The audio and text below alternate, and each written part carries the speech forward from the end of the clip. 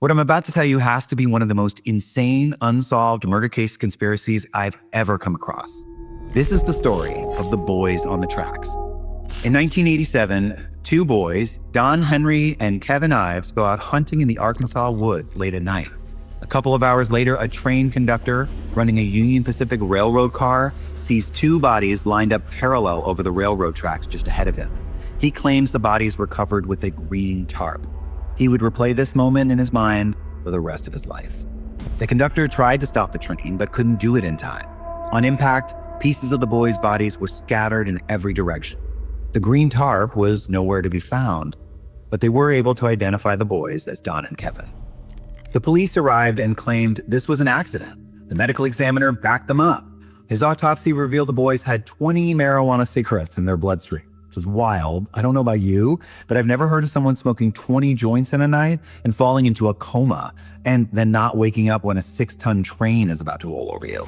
Apparently the boys' family hadn't heard of it either. They were demanding answers. Anyone who would listen.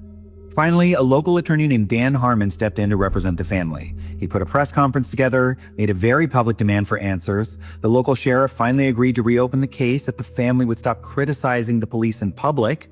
They would do a new autopsy, and surprise, surprise, the boys had only smoked a couple of joints that night, and there was no indication of them being in a coma.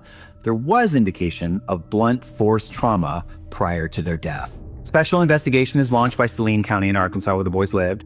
They noticed something troubling. People were starting to come forward with accounts of what had happened.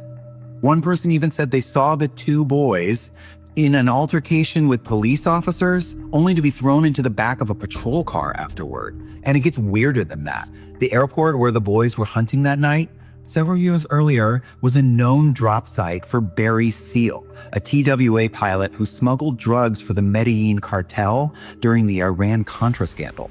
Some people believe the boys saw something they weren't supposed to. And all of this is before the witnesses started dying. 6 people came forward to corroborate that something nefarious had happened in the woods that night, and all of them would be murdered or die under suspicious circumstances.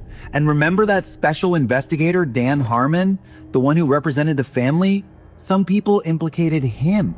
Turns out he would later be prosecuted on federal drug trafficking charges. And don't forget the medical examiner who said the boys smoked 20 joints that night.